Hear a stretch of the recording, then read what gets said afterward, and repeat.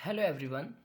Today's lecture is going to be based on important question of power sharing, class 10th, civics chapter number 1. So आपको पता है कि ज़्यादातर schools में mid term या SA1 term 1 start होने वाला है भाई, और रिवीजन बहुत ज़रूरी है। तो रिवीजन का सबसे अच्छा मैं जो तरीका मानता हूँ, the best way to revise the chapter is solving the question. Simply solve your questions and practice and revise the chapter.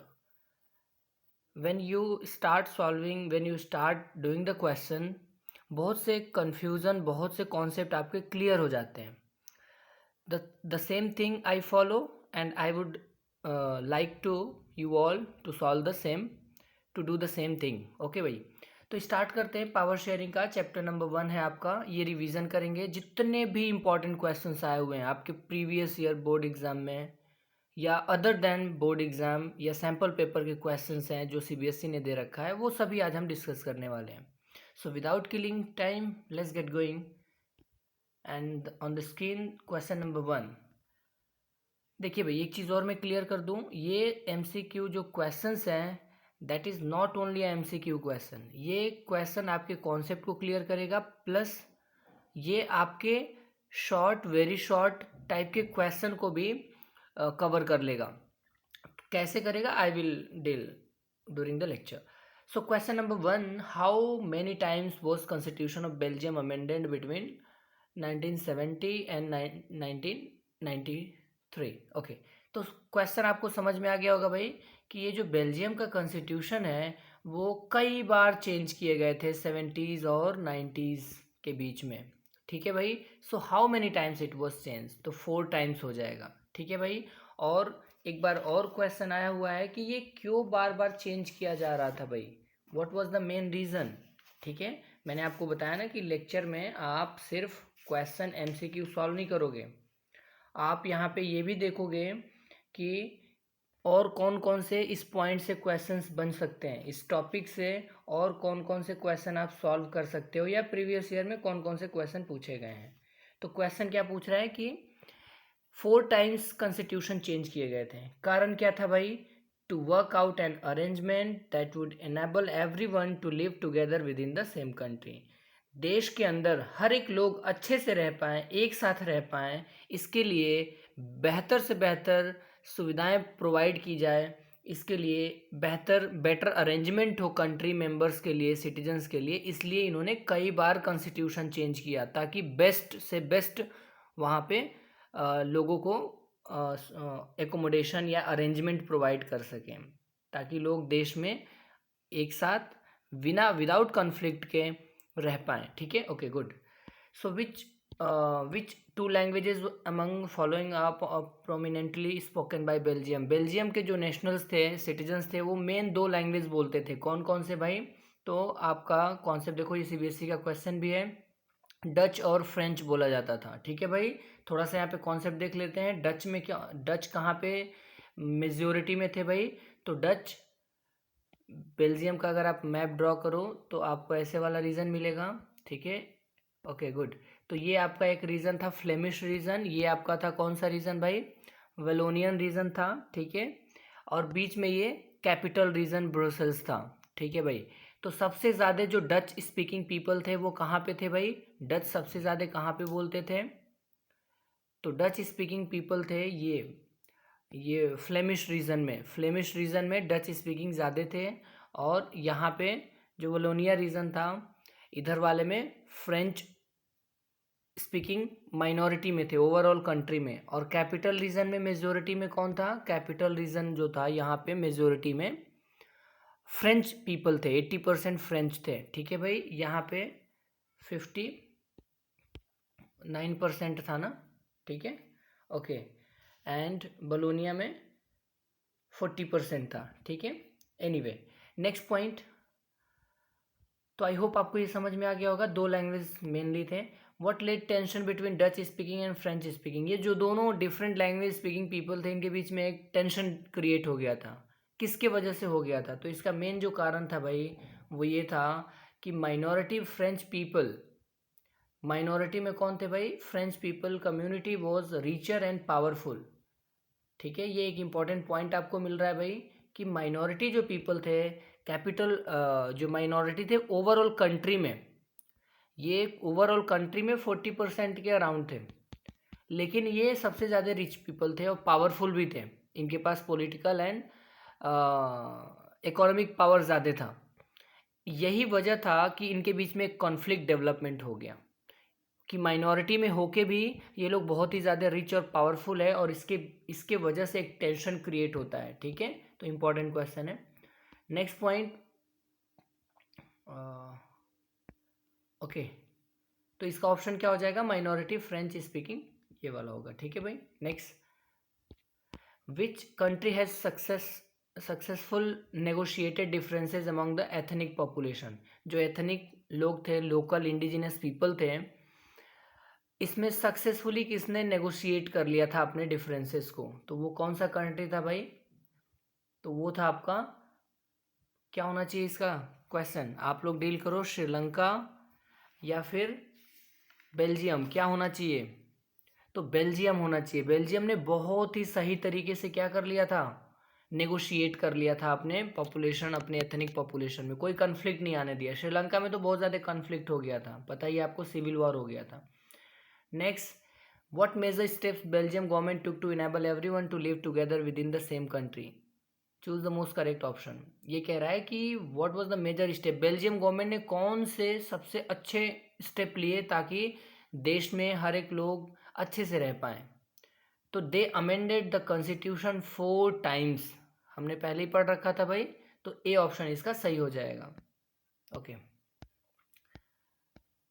Next question number 6, apart from the central and state government Belgium has a third kind of government as well, identify this third kind of government. देखो, मैंने आपको बताया था Belgian model. Belgian model में कई सारे points हैं, 3 और 4 पॉइंट्स हैं। तो सबसे पहले बेल्जियन मॉडल में गवर्नमेंट ने क्या क्या किया, और एक अलग तरीके का इसने एक मैकेनिज्म लेके आया था भाई, एक नया मॉडल लेके आया था जो थर्ड काइंड ऑफ गवर्नमेंट था। एक तो सेंट्रल गवर्नमेंट था, और उसके बाद इसने स्टेट गवर्नमेंट भी, और थर्ड इसने क्या अच्छा काम किया, या एक अलग टाइप का क्या था गवर्नमेंट, वो था कम्युनिटी गवर्नमेंट। कम्युनिटी गवर्नमेंट किसके लिए था भाई? तो ये जो भी लैंग्वेज पीपल थे, लैंग्वेज स्पीकिंग पीपल थे, उनके लिए गवर्नमेंट बनाया था। जैसे कम्युनिटी गवर्नमेंट का मतलब ये है कि अगर कोई फ्रेंच स्पीकिंग है तो फ्रेंच स्पीकिंग मैन, सिर्फ फ्रेंच लोग वहाँ पे पार्टिसिपेट करेंगे, फ्रेंच पीपल उसको वोट करेंगे, तो फ्रेंच लोगों का एक अपना गवर्नमेंट बन गया। ऐसे ही सेकेंड, जर्मन पीपल अगर हैं तो जर्मन पीपल के अपने हो गए गवर्नमेंट, कम्युनिटी गवर्नमेंट। ऐसे ही एक डच पीपल थे, डच पीपल के लिए गवर्नमेंट कम्युनिटी बन गई, अलग से गवर्नमेंट बन गई। ठीक है, और इनका मेन काम क्या था, इनका फंक्शन यही था कि जितने भी लैंग्वेज रिलेटेड इश्यूज हो रहे हैं, कल्चरल रिलेटेड जो भी इश्यूज होगा, उसको टैकल करो। ठीक है, तो ये बड़ा ही remarkable and role model introduce किया बेल्जियम ने, और मुझे लगता है कि इसको अदर कंट्री में भी अडॉप्ट कर लेना चाहिए। इंडिया, वैसे इंडिया में ऐसा नहीं है, इंडिया में हम देखेंगे कौन से टाइप के हैं। तो ध्यान से समझना, सेंट्रल और स्टेट गवर्नमेंट तो वहाँ पे था ही, एक नया थर्ड काइंड ऑफ गवर्नमेंट लेके आया था भाई, उसे कम्युनिटी गवर्नमेंट बोलते हैं। Next, which one of the following element is not included in Belgium model? Belgium model देखो यहाँ पे आपका रिवाइज हो जाएगा कि बेल्जियम मॉडल इसमें से कौन सा नहीं है। तो सबसे पहले देखो, जिसको ये पॉइंट बेल्जियम मॉडल नहीं आ रहा है, वो उसका क्वेश्चन यहीं पे प्रिपेयर हो जाएगा। कैसे हो जाएगा भाई बेल्जियम मॉडल इस क्वेश्चन से? तो पहले नंबर पे ये देखो, Dutch and French speaking minister shall be equal in government. ये सही बात है भाई, बेल्जियम मॉडल का ये पहला कंडीशन ही था कि जितने भी मिनिस्टर्स हैं उन दोनों को इक्वलाइज कर दो, गवर्नमेंट में दोनों 50-50 कर दो। ठीक है, नंबर ऑफ मिनिस्टर्स इक्वल रहेंगे, पहले प्रॉब्लम सॉल्व कर दिया।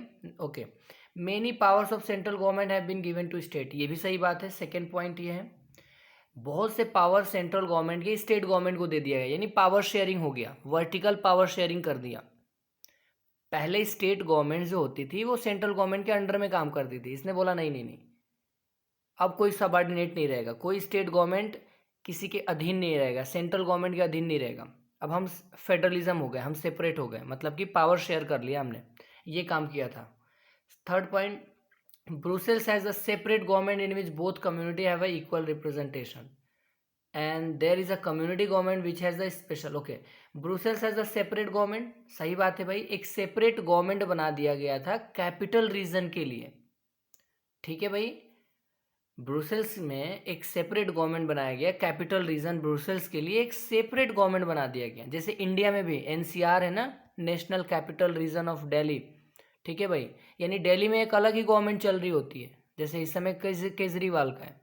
तो इनको एक सेपरेट गवर्नमेंट दे दिया कैपिटल रीजन में कि भाई तुम्हारा अपना इंटरनल इश्यूज है, तुम इसको सॉल्व करो, अपना टैकल करो, देखो आप अपना गवर्नमेंट बना लो, फिर कोई इशू ही नहीं रह जाएगा। तो ये भी पॉइंट सही है। फिर third point, next point, fourth point, there is a community government which has special power of administration. देखो फोर्थ पॉइंट में कम्युनिटी गवर्नमेंट तो फॉर्म हुआ ही था, लेकिन लेकिन यहाँ पे ध्यान से समझना, कंफ्यूजिंग ऑप्शन है कि एक कम्युनिटी गवर्नमेंट तो फॉर्म हुआ ही था, but that was formed for the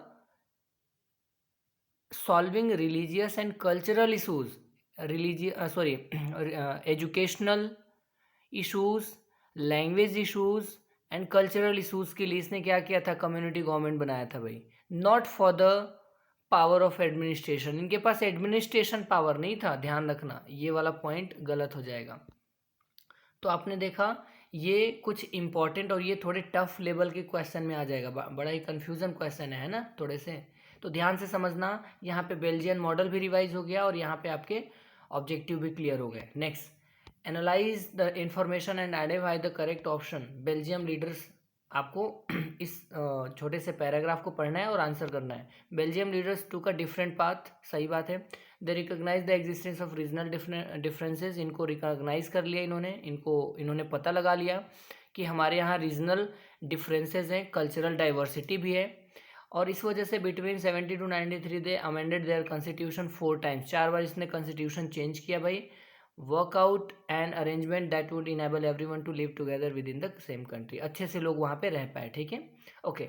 तो इससे आपको क्या समझ में आ रहा है, एथनिक कंपोजिशन ऑफ बेल्जियम समझ में आ रहा है पैराग्राफ पढ़ने के बाद, या एकोमोडेशन इन बेल्जियम समझ में आ रहा है, या इलेक्टेड गवर्नमेंट ऑफ बेल्जियम समझ में आ रहा है, या बेल्जियम एन इंडिपेंडेंट कंट्री, क्या समझ में आ रहा है? देखो इंडिपेंडेंट जैसा कुछ सेंस आ ही नहीं रहा है यहाँ पे, इंडिपेंडेंट तो पहले से ही था। Elected government in the Belgium, कुछ क्लियर नहीं हो पा रहा है यहाँ पे, गवर्नमेंट की बात ही नहीं हो रही है। एथनिक कंपोजिशन की बात हो रही है यहाँ पे, कंपोजिशन की बात तब होती जब यहाँ पे बताया जाता कि फ्रेंच 40% है, डच 59% है, ठीक है भाई, 1% जर्मन है, ऐसा कुछ बता तो रहा नहीं है। ठीक है, तो ये भी नहीं होगा, फिर बचा कौन, बी ऑप्शन। इससे ये पता चल रहा है कि एकोमोडेशन मतलब कि अरेंजमेंट, एक प्रॉब्लम को सॉल्व करने का तरीका है बेल्जियम में। 4 टाइम्स कॉन्स्टिट्यूशन चेंज करने का मतलब है एकोमोडेट करना। ठीक है भाई, एकोमोडेट का मतलब होता है सिचुएशन के साथ तालमेल से चलना। ठीक है, ओके। हार्मोनी स्टैब्लिश करना। Under which of the following is power shared in the community government of Belgium. तो community government of Belgium power share किया गया कैसे भाई, इससे रिलेटेड कौन सा ऑप्शन सही है, इसमें क्या दिया गया, कौन सा पावर दिया गया?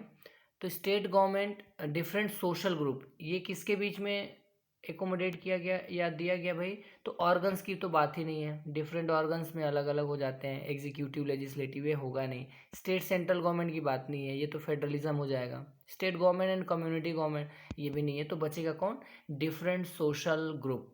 यानी कि ये अलग अलग जो सोशल ग्रुप थे, सोसाइटी के जो अलग अलग लोग थे, उनके लिए कम्युनिटी गवर्नमेंट बनाया गया था, फ्रेंच के लिए, जर्मन के लिए, और कौन सा भाई, डच के लिए। ठीक है, तो ध्यान रखना ये डिफरेंस सोशल ग्रुप्स के लिए था, right, okay. Next, which one of the following is major caste group in Sri Lanka. Sri Lanka के 2 मेजर कास्ट ग्रुप बता दो भाई। तो इसमें 2 लोग थे भाई, एक थे सिनालिस थे और दूसरा कौन थे भाई, तमिल पीपल थे। ठीक है, ये 2 इंपॉर्टेंट है। ये क्वेश्चन आपने एक चीज़ नोटिस किया होगा कि ऐसे क्वेश्चन ज़्यादा आ रहे हैं। ठीक है, ओके। नेक्स्ट, और आपको ये भी फैक्ट पता होना चाहिए, तमिल वहाँ पे 18% थे और 74% कौन थे भाई, सिनालिस पीपल थे। ठीक है, और सिनालिस पीपल ज़्यादातर बुद्धिस्ट थे, और तमिल्स में 2 लोग थे, इंडियन तमिल्स और श्रीलंकन तमिल्स। इंडियन तमिल्स 5% थे और 13% श्रीलंकन तमिल्स थे। Okay, rest of the population Christian थी। Okay, when did Sri Lanka emerge as independent? Sri Lanka को इंडिपेंडेंट कब मिला था भाई? इंपॉर्टेंट क्वेश्चन है, 1948 में मिला था, राइट। ओके, यानी हमारे इंडिपेंडेंस के 1 साल बाद। By 1980s, several political organizations were formed in Sri Lanka demanding independent Tamil Elam. In which of the part of Sri Lanka? चलो, श्रीलंका के कौन से पार्ट में एक नया तमिल, इंडिपेंडेंट तमिल एलम, एलम का मतलब यहाँ पे स्टेट होता है, रीजन, एक नया देश बनाने की डिमांड स्टार्ट हो गई थी 1980s के बाद। इंडिपेंडेंट मतलब एक अलग ही देश चाहिए उनको, ठीक है भाई। तो ये कौन से वाले पार्ट में ये बनाना चाह रहे थे? तो आपको पता है ये नॉर्थ ईस्टर्न पार्ट था, ठीक है। अगर नॉर्थ दे रखा है तो नॉर्थ, ईस्टर्न दे रखा तो ईस्टर्न, और अगर दोनों दे रखा है तो दोनों ऑप्शन हो जाएगा, नॉर्थ और ईस्टर्न में। थोड़ा सा इसका लोकेशन ऐसे मैप देख लीजिए, ये ड्रॉप की तरह है, ठीक है। तो देखो ये नॉर्थ वाले बेल्ट में इधर भी था, और ये ईस्टर्न वाले रीजन में ये साइड ये वाला जो रीजन था, ये लोग इसी रीजन में कह रहे थे कि हमें क्या बना दो, एक तमिल स्टेट बना दो, ठीक है, तमिल एलम बना दो, right. Okay, good. Arrange the following in a correct sequence में आपको बताना है कि क्या हुआ था, कैसे हुआ था, सीक्वेंस बताना है। पहले इवेंट कौन सा हुआ, कौन सा इंसिडेंट पहले हुआ, ठीक है। तो देखो, सबसे पहले Sri Lanka emerge as an independent 1948 में, ये इमर्ज हुआ इंडिपेंडेंट, ठीक है। उसके बाद फिर क्या हुआ, वहाँ पे एक एक्ट पास की गवर्नमेंट ने, 1956 का एक्ट जिसको बोलते हैं, और इसमें रिकॉग्नाइज कर दिया सिन्हालास को ओनली ऑफिशियल लैंग्वेज। तो पहले नंबर पे ये होगा, फिर ये होगा, एंड देन इसके बाद क्या हुआ भाई, इसके बाद वहाँ पे, तो देखो पहले इससे मैच कर लो, सेकेंड पॉइंट सबसे पहले किसमें है, या तो ये है या तो ये है, ठीक है भाई। तो सेकेंड के बाद फर्स्ट, सेकेंड के बाद फर्स्ट, दोनों में आ रहा है। अब मेन इंपॉर्टेंट पॉइंट ये है कि इसके बाद क्या होगा, इसके बाद several political parties were form demanding an independent Tamils. तो इसके बाद फोर्थ वाला ऑप्शन आएगा, ठीक है। सॉरी ये कौन सा है, हाँ फोर्थ वाला, ये बी ऑप्शन सही हो जाएगा। और उसके बाद सिविल वॉर हुआ था, ठीक है। आई होप समझ में आ गया। 1948 में पहले ये हुआ, फिर एक्ट पास किया, एक्ट पास करने के बाद बहुत से पॉलिटिकल पार्टीज बननी स्टार्ट हो गई, वो डिमांड करने लगी कि इंडिपेंडेंट तमिल्स दे दो। जब उन्होंने नहीं एक्सेप्ट किया तो सिविल वॉर वहाँ पे स्टार्ट हो गया। सिविल वॉर कब स्टार्ट हुआ था भाई, 1933 में, 1983 में, सॉरी 1983 में स्टार्ट हुआ, और ये 26 ईयर्स तक सिविल वॉर चलता रहा, और इसका सोल्यूशन हुआ, ये एंड हुआ 2009 में। तो ये ध्यान रखना। Next point, which one of the following was the main reason for the killing of 1000 people? Main कारण क्या था वहाँ पे, हजारों लाख, क्या 1.5 लाख लोग मारे गए थे यहाँ पे सिविल वॉर में, ठीक है। तो ये था civil war between Sinhalas and Tamil speakers. 15, which of the following about the power sharing arrangement in Belgium and Sri Lanka correct? Sri Lanka और बेल्जियम से रिलेटेड अगर पावर शेयरिंग की बात की जाए तो कौन सा स्टेटमेंट सही है?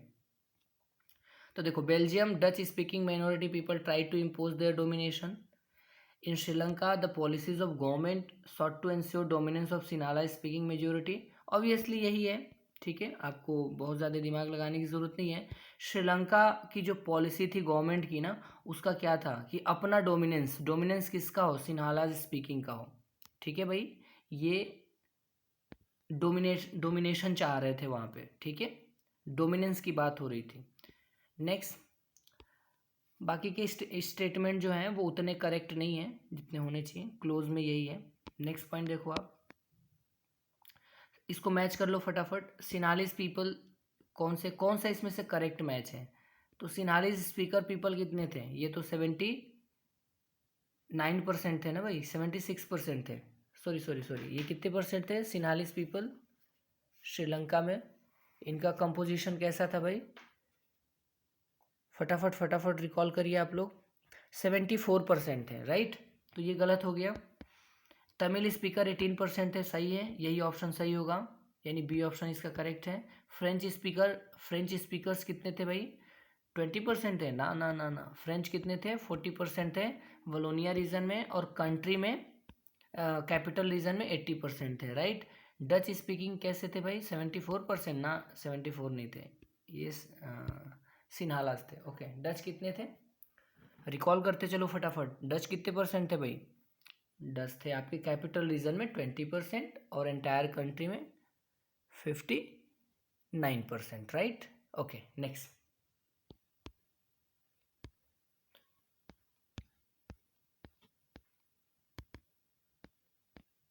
Question number 17। Arrange the following in a correct sequence. Act was pass to recognise Sinhala as official language. ये तो कर रखा है ना हमने, ये तो हो गया। हाँ, okay. Which one of the following was not one of the initial demand of Sri Lanka. Sri Lankan जो तमिल थे इनकी पहली डिमांड कौन सी नहीं थी? स्टार्टिंग में वो कौन सी डिमांड स्टार्टिंग में नहीं कर रहे थे? तो देखो भाई, स्टार्टिंग में वो लोग पहले तमिल को ऑफिशियल लैंग्वेज मांग रहे थे, ये इनिशियल इनकी डिमांड थी। वो रीजनल ऑटोनॉमी मांग रहे थे,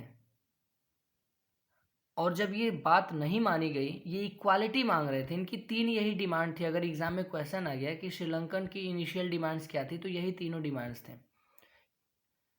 कि इक्वल अपॉर्चुनिटी दो भाई, जॉब में, एजुकेशन में। जब ये तीनों डिमांड इन्होंने फुलफिल नहीं किया, तो लास्ट में ये अपने आप को एलियनेटेड, सेपरेट, अपने आप को एलियनेटेड फील करने लगे, और लास्ट में उन्होंने बोला कि अब हमें अलग से देश बनाना है, अलग से एक स्टेट बनाना है, ठीक है, तमिलेलम। तो डी ऑप्शन होगा। Population of Sri Lankan Tamils is concentrated. ये कहाँ पे थे भाई? नॉर्थ ईस्ट में थे। कई बार ये क्वेश्चन पूछा जा चुका है, इंपॉर्टेंट है। विच one of the following country adopt majoritarianism. ये मेजोरिटेरियनिज्म किसने फॉलो किया, अडॉप्ट किया था भाई? श्रीलंका ने किया था। श्रीलंका ने मेजोरिटेरियनिज्म किया था। ये होता क्या है मेजोरिटेरियनिज्म? मतलब कि रूल ऑफ मेजोरिटी, यानी जो मेजोरिटी होते हैं वो सोचते हैं कि हम ही रूल करेंगे अपनी मर्जी से, ठीक है, और they don't care about the needs and requirements of minority people. ये माइनॉरिटी की ज़रूरतों को ध्यान में नहीं देते, अपनी चीज़ों को इम्पोज करते हैं, ठीक है। तो डोमिनेंस ऑफ या rule of majority over minority is called majoritarianism, ठीक है भाई। विच one of the following ethnic communities is majority. Majority में कौन था? सिनालिस थे, सिंपल सी बात है। अगला, what led non sharing power. इसमें से कौन सा रीज़न है, कौन सा कॉजेज है जिसके वजह से नॉन शेयरिंग ऑफ पावर आपको रिफ्लेक्ट हो रहा है? तो peace among all community, the tyranny of majority. मतलब किससे लग रहा है कि पावर शेयरिंग नहीं हुआ, किस वजह से पावर शेयरिंग नहीं माना जाएगा, कौन सा फैक्टर है? तो देखो, टायरनी ऑफ मेजोरिटी, टायरनी मतलब होता है एक तरह से तानाशाही, अत्याचार, ठीक है। मेजोरिटी, जो मेजोरिटी में है उसका अपना dominance and operation of minority. सही बात है भाई, नॉन शेयरिंग ऑफ पावर से यही होता है, ठीक है भाई। अगर पावर शेयर नहीं करोगे या मेजोरिटी में जो लोग रहेंगे अगर वो अत्याचार करेंगे, ऑपरेशन करेंगे माइनॉरिटी को, and negation of very spirit of democracy, और ये निगेट करते हैं, जिसको फॉलो नहीं करते हैं, नहीं मानते हैं वो लोग, निगेटिव में मानते हैं वेरी स्पिरिट ऑफ डेमोक्रेसी। तो ये नॉन पावर शेयरिंग के एग्जाम्पल है। नॉन पावर शेयरिंग का एग्जाम्पल क्या है भाई? कि टायरनी होगा, डोमिनेंस होगा मेजोरिटी का, माइनॉरिटी का ऑपरेशन होगा, उनका दमन होगा, एंड ध्यान नहीं देंगे ये लोग, निगेट कर देंगे, नहीं मानेंगे स्पिरिट ऑफ डेमोक्रेसी को, ठीक है। ओके, तो बी एंड सी इसका ऑप्शन हो जाएगा D. Which is the prudent reason for the power sharing. आपको बुक में दो रीज़न आपको मिलेंगे पावर शेयरिंग के, एक होता है मोरल रीज़न, दूसरा होता है प्रूडेंट रीज़न। प्रूडेंट रीज़न मतलब कि जो लॉजिकल सोचते हैं, जो थोड़ा सा माइंड से सोचते हैं, ठीक है, थोड़ा जिसमें फ़ायदा हम लोग देखते हैं। और मोरल का मतलब होता है जो मोरल एथिकल वैल्यूज़ होते हैं, वैल्यू को हम इम्पोर्टेंस देते हैं। यहाँ पे हम लोग माइंड को, रीज़न को, लॉजिक को इम्पोर्टेंस देंगे प्रूडेंट में, ठीक है। तो it reduces the possibility of conflict between communities and ensures the stability of order. देखो, यही है आपका prudent reason for power sharing. तो पहला ऑप्शन इसका सही हो जाएगा। Power sharing is the very spirit of democracy. ये मोरल है, ये मोरल रीज़न है, ठीक है भाई। और मोरल रीज़न एक और था, ये तो हो गया वेरी स्पिरिट, ठीक है। और पावर शेयरिंग में एक और मोरल वैल्यूज़ था जिसमें हमने पढ़ा था, क्या था भाई? एक बार रिवाइज कर लो कि लेजिटिमेट गवर्नमेंट, यानी कि पार्टिसिपेशन होना चाहिए लोगों का, पॉलिटिक्स में या गवर्नमेंट में पार्टिसिपेशन होना चाहिए। ये मोरल चीज़ है कि हर कोई पार्टिसिपेट करे गवर्नमेंट में। तो एक लेजिटिमेट गवर्नमेंट वही होती है जहाँ पे citizens participate in politics through their participation, through their they get a stake in state with the help of participating. ठीक है भाई। तो गवर्नमेंट में लोग भी मोरल वैल्यूज़ पे ये सबकी जिम्मेदारी बनती है। मतलब मोरल का मतलब कि बाय बर्थ नेचुरली उनको मिलना चाहिए। ये आप खुद सोच सकते हो कि ये एक वैल्यूज़ हैं, वैल्यूएबल होना चाहिए। ठीक है। वो मोरल वैल्यूज़ हैं power sharing is the very spirit of democracy. Okay. And citizen should acquire stake, citizen should take actions, they should participate in, क्या बोलते हैं इसको, they should take in the stake in government with the help of participation. ठीक है। Okay. तो ये main important यही है। इसका आंसर क्या हो जाएगा? ए ऑप्शन हो जाएगा। विच one of the following country has the federal division of power? Federal के दो एग्जाम्पल है भाई, एक इंडिया है और एक बेल्जियम है। इसको रट्टा मार लेना, इंपॉर्टेंट है। बेल्जियम, दो बेस्ट एग्जाम्पल है फेडरल डिवीजन ऑफ पावर के, इंडिया और बेल्जियम। ये होता क्या है? फेडरल का मतलब होता है power sharing among the different level of government. जैसे सेंट्रल गवर्नमेंट है, स्टेट गवर्नमेंट है, third tier local self government है, वैसे ही यहाँ पे भी था central and state government. Belgium में आपने देखा था। Identify the correct options of power sharing on the basis of different level. जहाँ पे भी लेवल आ गया, लेवल्स का मतलब हो गया लेयर्स। ठीक है, डिफरेंट लेयर्स।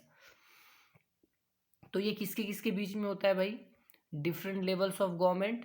तो ये होगा आपका union government, state government and local bodies. India में ऐसा ही है।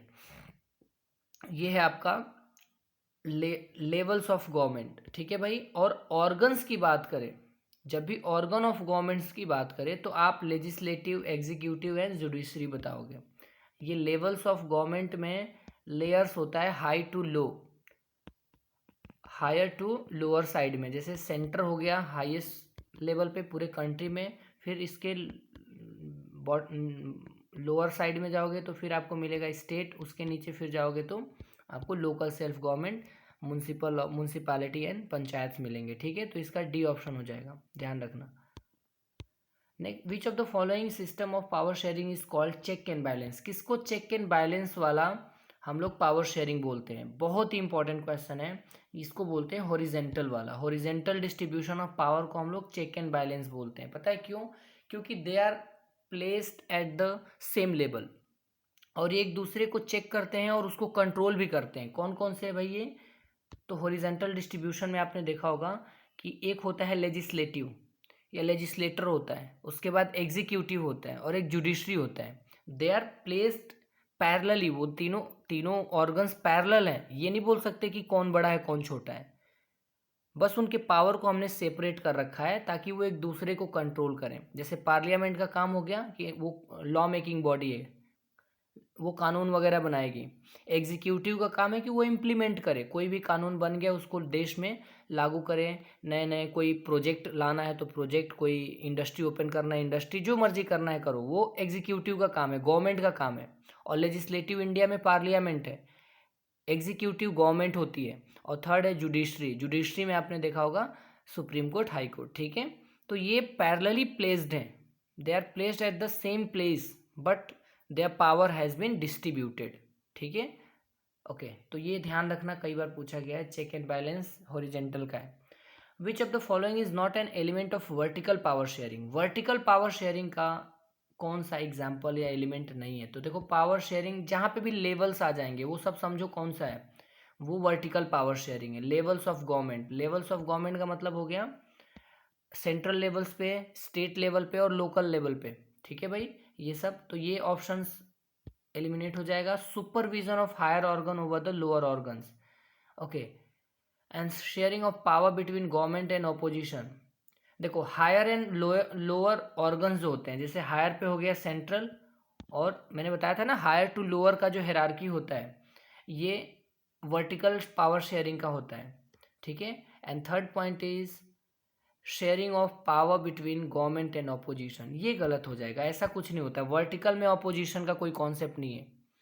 वो हमने देखो पावर शेयरिंग के फॉर्म्स में पढ़ेंगे, forms, different forms of power sharing. एक होता है वर्टिकल, एक होता है हॉरिजेंटल, और एक होता है डिफरेंट ग्रुप्स जिसमें डिफरेंट पॉलिटिकल पार्टीज होती हैं।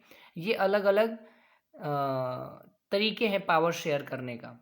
तो ये हमने नहीं पढ़ा, ये ऑपोजिशन के बीच में हमने पावर शेयरिंग किया है। ऐसा कोई वर्टिकल पावर शेयरिंग में नहीं आएगा, ये पॉलिटिकल में आ जाएगा, पॉलिटिकल पार्टीज में, लेकिन ये वर्टिकल में नहीं आएगा। वर्टिकल में बस सेंट्रल, स्टेट लेवल पे और लोकल गवर्नमेंट पे। ठीक है, next, why is power sharing good for democracy? Very important question. Democracy क्यों ज़रूरी है भाई, या पावर शेयरिंग डेमोक्रेसी में क्यों ज़रूरी है?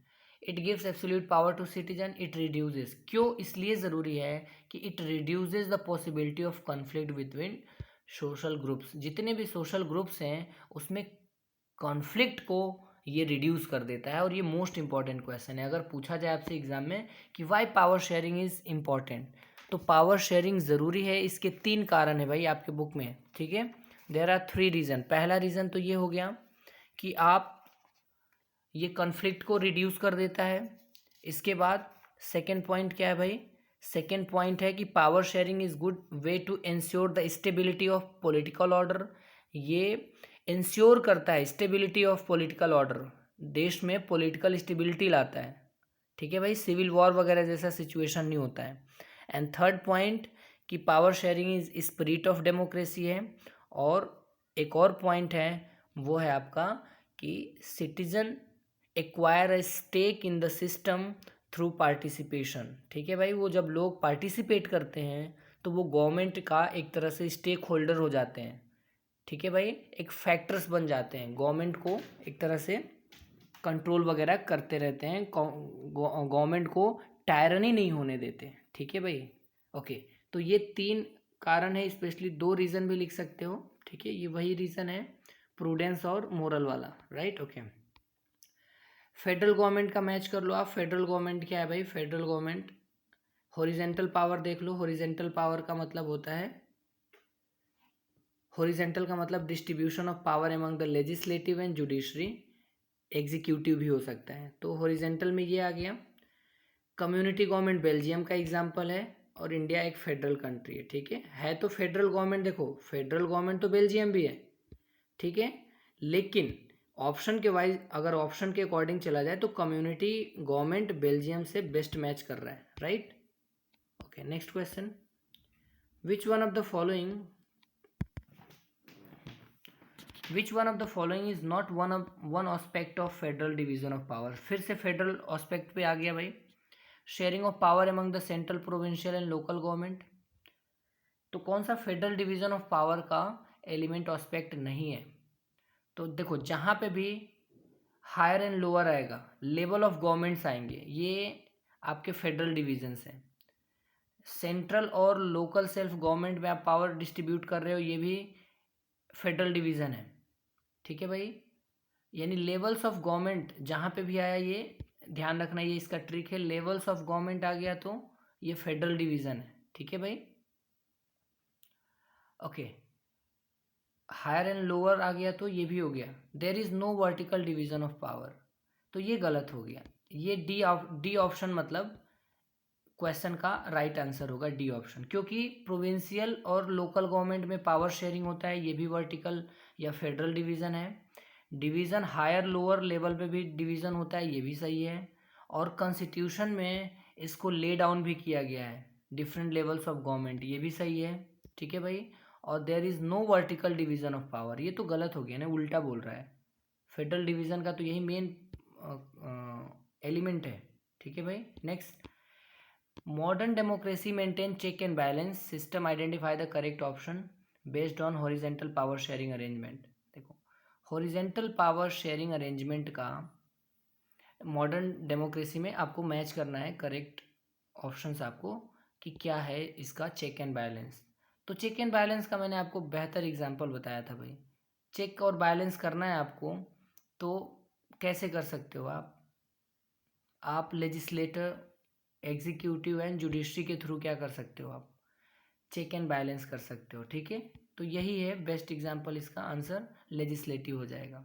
हॉरिजेंटल का पूछ ही रहा है ये, तो हॉरिजेंटल में यही होता है, ज़्यादा दिमाग नहीं लगाना। Which one of the following is the features are common to Indian Belgium. India Belgium में और इंडिया में दोनों में मेन कॉमन क्या है भाई? कॉमन पावर शेयरिंग अरेंजमेंट क्या है? तो power is shared among the government at different level. सही बात है भाई, फेडरल फीचर्स हैं अलग अलग। आपको पता है ना, बेल्जियम में भी सेंट्रल गवर्नमेंट था, फिर स्टेट गवर्नमेंट था, और इंडिया में भी ऐसा है, सेंट्रल गवर्नमेंट और स्टेट गवर्नमेंट। सेंट्रल को बोला जाता है भाई तुम अपना देश देखो, कंट्री से रिलेटेड मैटर्स को सॉल्व करो, और स्टेट को जैसे हरियाणा, पंजाब, यूपी, ये सब को बोल दिया गया कि तुम अपना स्टेट देखो। सेंट्रल गवर्नमेंट स्टेट गवर्नमेंट में इंटरफेयर नहीं करती, पावर शेयर कर दिया गया है। तो इसी को बोलते हैं पावर शेयरिंग या vertical power sharing. Power sharing, power is shared among the different organs. मैंने आपको बताया था ना, ऑर्गन्स को हम लोग सॉरी ये ठीक है। नेक्स्ट, ये डिफरेंट ऑर्गन्स तो लगभग हर एक देश में होता है, ध्यान रखना। ऑर्गन्स ऑफ गवर्नमेंट लगभग जितने भी कंट्री है ना, हर जगह है, जैसे एग्जीक्यूटिव है, लेजिस्लेटिव है, जुडिशरी है, ये सब जगह है, तो ये भी ऑप्शन सही हो जाएगा, दोनों में कॉमन है। Power is shared among different social groups. Different social groups में भी हमने पावर शेयरिंग कर रखा है, ठीक है भाई। ओके, जैसे different power sharing social groups में कैसे कर रखा है? एससी एसटी के लिए आपने देखा होगा कि उनके लिए रिजर्व्ड सीट रखी गई हैं, ये भी एक पावर शेयरिंग ही है कि हमने अलग अलग सोसाइटी में एससी के लिए अलग, एसटी के लिए अलग, ऐसे ओबीसी के लिए ऐसे कुछ अलग अलग रिजर्व कर रखा है सीट्स को, पावर शेयर कर रखा है। Power is shared among the different parties and takes form of competition. और ये भी सही है भाई, ठीक है, कि हमने इंडिया में वन पार्टी रूल नहीं है, जैसे चाइना में वन पार्टी रूल है, हमने पॉलिटिकल पार्टीज भी बना के पावर शेयर कर दिया। कांग्रेस की अपनी आइडियोलॉजी, कितनी पार्टी है, मल्टी पार्टी रूल है इंडिया में, ठीक है भाई। तो ये भी कॉमन चीज़ है, ठीक है। तो ये इसके ऑप्शंस हो जाएंगे कौन से भाई? ए ऑप्शन हो जाएगा 1 2 3 4, ये सब दोनों में कॉमन है, इंडिया और बेल्जियम में, दोनों में ये मॉडर्न डेमोक्रेसी में, सॉरी बेल्जियम और इसमें दोनों में कॉमन है। बस एक चीज़ कॉमन नहीं है, वो कौन सा है? वो एक चीज़ कॉमन कौन सा नहीं है भाई? कम्युनिटी वाला अगर आ जाएगा, कम्युनिटी गवर्नमेंट, तो ये इंडिया में कॉमन नहीं है, ठीक है। Next point, identify significant reason for the power sharing. Important point, क्या मेन कारण होना चाहिए पावर शेयरिंग का? पावर शेयरिंग क्यों ज़रूरी है? To reduce the socio economic conflict. बिल्कुल भाई, कोई भी कॉन्फ्लिक्ट नहीं आना चाहिए, यही मेन कारण है पावर शेयरिंग का। आपने घरों में भी देखा होगा ना, जैसे अगर पावर शेयरिंग ना करो, जैसे दो भाई हैं, दोनों भाई को अगर इक्वल पावर ना दो, तो देखना घर में भी कलेश होने स्टार्ट हो जाते हैं, ठीक है भाई। दो भाई हैं, अगर छोटे छोटे भाई हैं, आपने देखा होगा, अगर एक टीवी है, एक मोबाइल है, तो देखो उनमें भाइयों में भी लड़ाई हो जाती है, तो मम्मी पापा क्या करते हैं फिर? पावर शेयरिंग कर देते हैं। अच्छा चल, आधे देर तू देख ले भाई, 1 घंटे तू देख ले, 1 घंटे तू देख लेना, पावर शेयर हो गया, सॉल्व हो गया। तो पावर शेयरिंग बहुत ज़रूरी है कन्फ्लिक्ट को अवॉइड करने के लिए। Why is power shared among the different organs of government call horizontal distribution of power? तो ये क्वेश्चन कह रहा है कि क्यों जो पावर शेयरिंग का हॉरिजेंटल डिस्ट्रीब्यूशन है, इसको हम लोग different, why power shared among the different organs. हाँ, हमने डिफरेंट ऑर्गन्स को, जैसे लेजिस्लेटिव, जुडिशरी, एग्जीक्यूटिव को हमने क्यों हॉरिजेंटल डिस्ट्रीब्यूशन बोलते हैं ऑर्गन्स ऑफ गवर्नमेंट को? तो इसको इसलिए बोलते हैं कि they are placed, it gives judiciary more power. Okay, हाँ ओके, ये वाला क्वेश्चन होगा कि different organs of government to be placed at the same level, इसीलिए इसको हॉरिजेंटल बोलते हैं। हॉरिजेंटल का मतलब सेम लेवल पे हों वो लोग, ठीक है, इनका लेवल सेम है भाई। हॉरिजेंटल मतलब पैरेलल, एक तरह से कोई बड़ा छोटा नहीं है इसमें, सबको इक्वल है, सेम प्लेस पे है, सबका अपना अपना रोल है, ठीक है। अब ये नहीं बोल सकते कि जुडिशरी बड़ा है कि गवर्नमेंट बड़ी है, पता ही नहीं, सबका अपना पावर है भाई, सबके अपने अपने सेपरेशन है, powers, functions.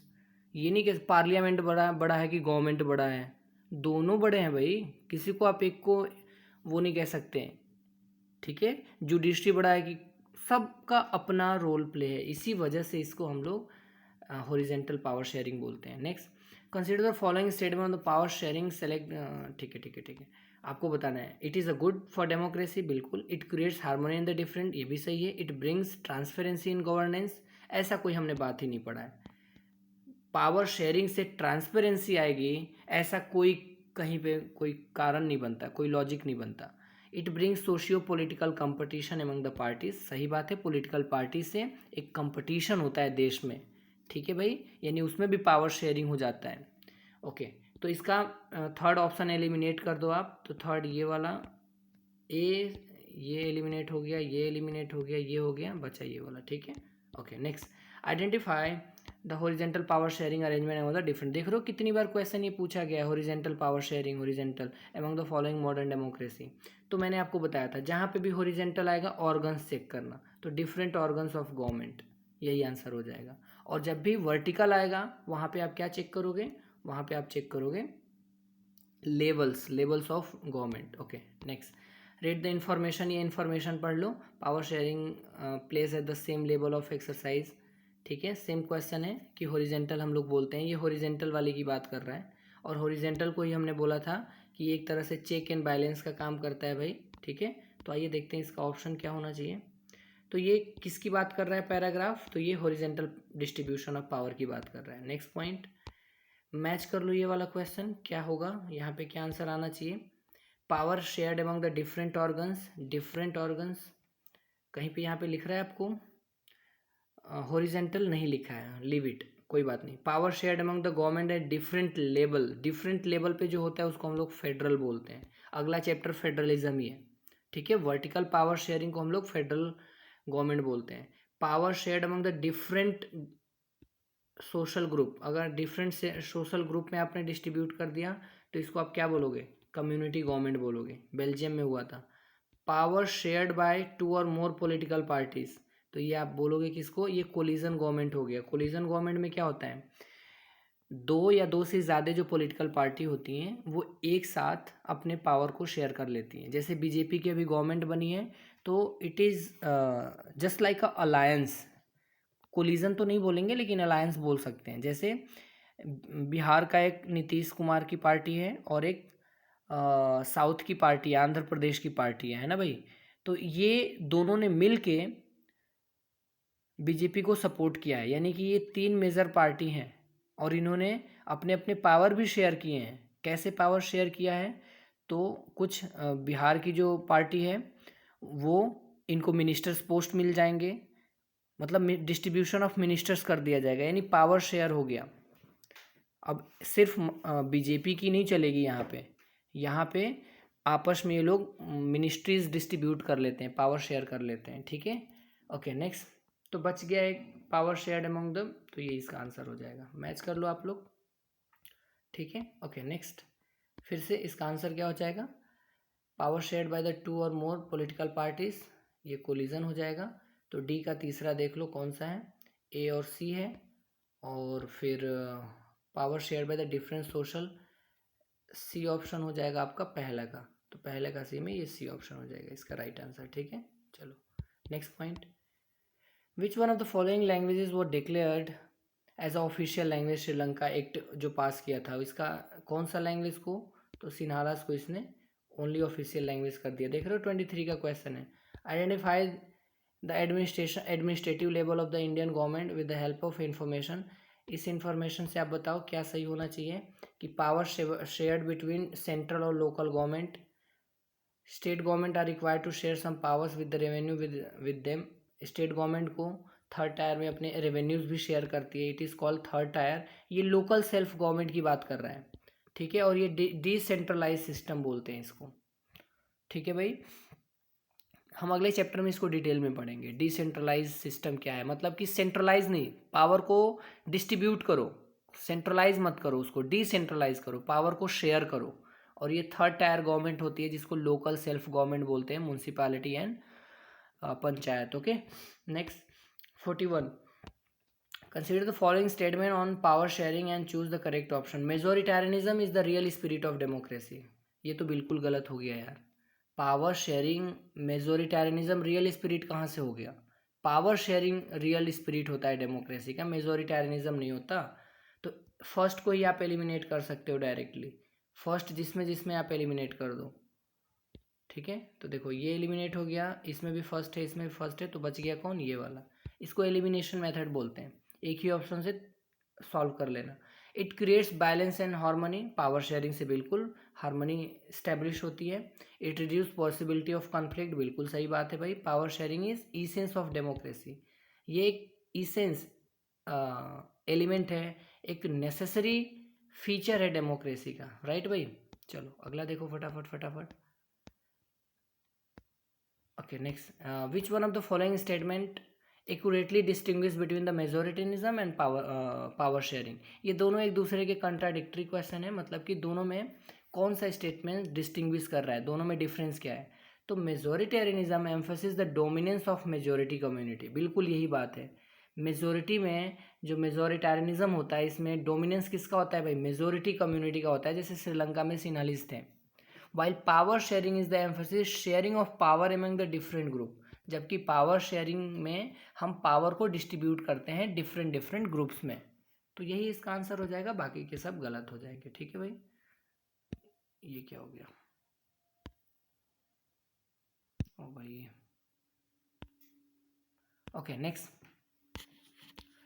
You are a citizen of country. देखो सीबीएसई ने कैसे एनालिटिकल क्वेश्चंस देना स्टार्ट कर दिया है, analysis based. You are a citizen of country that has democratic form of government, you want to ensure system of power sharing in the country is effective and no one branch of government has absolute power, which measure would best to meet this goal।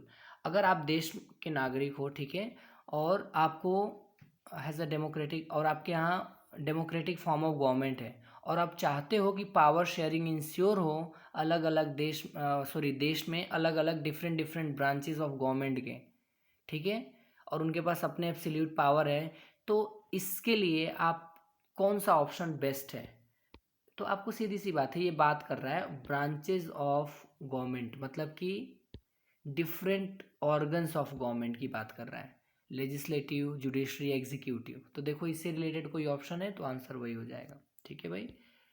Okay, तो देख लेते हैं power share में, all power is centralised in the hand of central government, बिल्कुल गलत बात है भाई। हमें पावर शेयर करना है, सेंट्रलाइज नहीं करना। सेंट्रलाइज पहले राजाओं के पास होता था, मोनार्च के पास पूरा पावर एक आदमी के हाथ में होता था, एक बंदे के हाथ में होता था, राजा, मोनार्च, किंग, ठीक है। डेमोक्रेसी में पावर शेयरिंग हो, power is divided between central and state. आपको बताया मैंने कि ये वर्टिकल वाला है, यहाँ पे बोल रहा है कि ब्रांचेस ऑफ गवर्नमेंट के पास एब्सोल्यूट पावर होना चाहिए। तो power is separate among the legislative, executive, judiciary branch. मैंने यही बोला, जहाँ पे भी लेजिस्लेटिव, एग्जीक्यूटिव, जुडिशरी हॉरिजॉन्टल वाला होगा वही ऑप्शन सही होगा, तो इसका सी ऑप्शन सही है, ठीक है। Read the following statement carefully. देखो इसमें दोनों में स्टेटमेंट में सही गलत बताना है आपको, कि horizontal distribution of power allows different organ of the government place same level. ये सही बात है भाई, हॉरिजॉन्टल में क्या होता है कि डिफरेंट डिफरेंट जो ऑर्गन्स होते हैं गवर्नमेंट के, वो सेम प्लेस पे रखे जाते हैं। तो statement 1 is correct. The separation ensures that the different organs can exercise unlimited power. क्या ये अनलिमिटेड पावर को एक्सरसाइज करते हैं भाई, ये बोल रहा है सेपरेशन, ऐसे सेपरेशन करने से अलग अलग जो ऑर्गन्स होते हैं वो लोग अनलिमिटेड पावर को एक्सरसाइज करते हैं। क्या ये बात सही है, क्या ये स्टेटमेंट सही है भाई? तो बिल्कुल नहीं भाई, वो अनलिमिटेड पावर को एक्सरसाइज नहीं कर सकते, इसीलिए तो हमने अलग कर रखा है। आप अपना काम देखो, आप अपना काम देखोगे तो separation ensures different organ can exercise unlimited power नहीं होना चाहिए, ध्यान रखना। तो सेकेंड ऑप्शन इनकरेक्ट है। Sri Lanka emerge as a independent 1949 में हुआ था, गलत बात है भाई, स्टेटमेंट 1 गलत हो गया। The leader of the Sinhalese community sought to secure dominance over the government by the virtue of majority. तो ये वाला सही है भाई, जो सिनालिस थे वो मेजोरिटी में होने के वजह से वो गवर्नमेंट उनकी गवर्नमेंट डोमिनेट करना चाह रही थी। तो ए इज़ इनकरेक्ट, ठीक है भाई, और B is correct, B option हो जाएगा, राइट। तो आई होप ये आपके कुछ इंपॉर्टेंट है। एजर्शंस रीजन क्वेश्चन देख लो आप, 2 मिनट का है, देख लो आप, थोड़ा सा वीडियो लेंदी हो रहा है बट डोंट माइंड इट, ठीक है भाई। क्वालिटी चाहिए आपको, रिवीजन करना है, तो अगर सोचो आप 40-50 मिनट में स्पीड इसको 2x करके देख लेना, 1.5 पे देखना, आपकी वीडियो 30-35 मिनट में कवर हो जाएगी, ठीक है भाई, और पूरा चैप्टर रिवाइज हो जाएगा. So have patience and get a good marks in the exams.